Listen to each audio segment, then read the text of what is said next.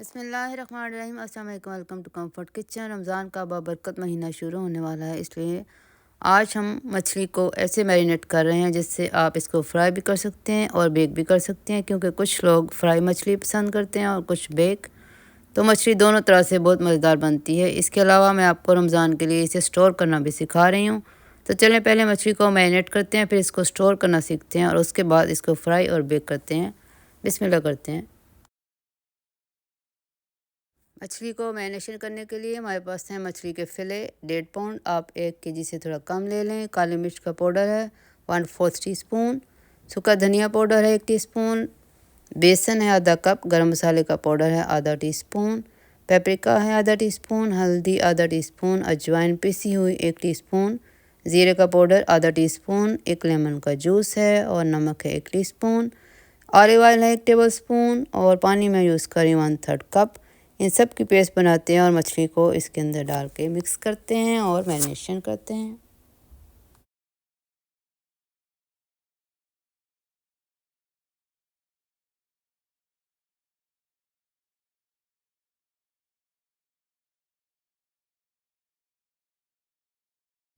Marination हमारी तैयार है। मछली के फिले को थोड़ा सा गंदम का आटा लगाकर 15 मिनट के लिए रखें और फिर धो लें, तो मछली से जो महक आती है वो दूर हो जाती है।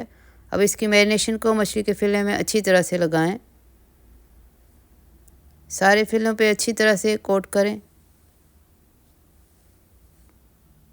बहुत मज़े की ये मछली बनती है। बेक भी बनाएं और इसको हम फ्राई भी करें, दोनों किस्म की मछली है। अच्छी तरह से मैरिनेशन लगाने के बाद इसको कवर करके फ्रिज में रखें 3 घंटे के लिए मैरिनेट करने के लिए।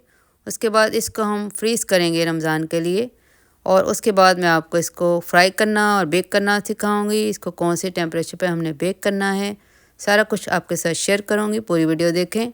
तो इस वक्त हम इसको मैरिनेट करते हैं 3 घंटे के लिए। 3 घंटे मैरिनेट करने के बाद इसको हम फ्रीज़ करने लगे हैं रमज़ान के लिए। प्लेट के ऊपर पार्चमेंट पेपर रखें और फिले उसके ऊपर सेट करें। इस तरह फ्रीज़ करेंगे तो फ्रीज़ होने के बाद ये आसानी से प्लेट से उतर जाएंगे। इनको हम 3 घंटे के लिए फ्रीज़र में फ्रीज़ करेंगे।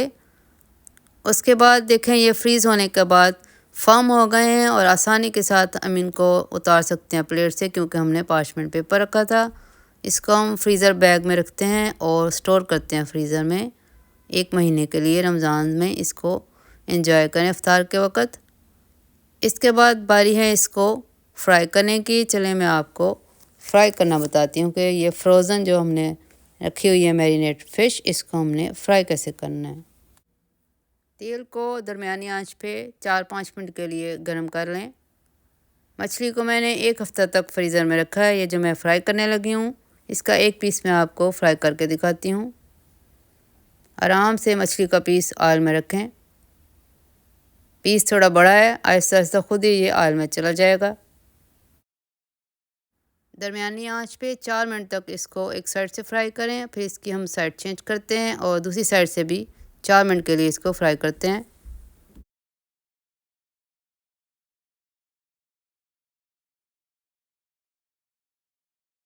माशाल्लाह बहुत खूबसूरती से ये पीस हमारा फ्राई हो गया है। इसको प्लेटर में मैं सजा के दिखाती हूँ और फिर दूसरा पीस हम बेक करते हैं। देखें ये कितनी खूबसूरती से फ्राई हुआ है। लगता ही नहीं कि हमने इसको फ्रीज़र से निकाल के फ्राई किया है। इसको ज़रूर फ्रीज़ करें और रमज़ान में इसको एंजॉय करें।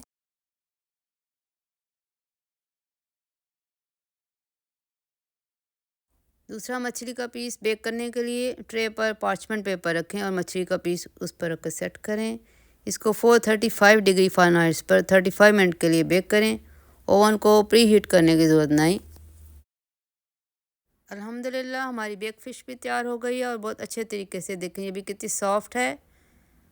उम्मीद है आपको रेसिपी अच्छी लगी होगी और इसको रमज़ान के लिए बनाकर ज़रूर फ्रीज़ करें और रमज़ान में आसानी के साथ बनाकर इफ्तार में एंजॉय करें। रेसिपी को अपने प्यारों के साथ शेयर करें और चैनल को सब्सक्राइब कर लें। अल्लाह सबको रमज़ान की बरकतें समेटने की तौफीक दे। आमीन। अल्लाह हाफ़िज़।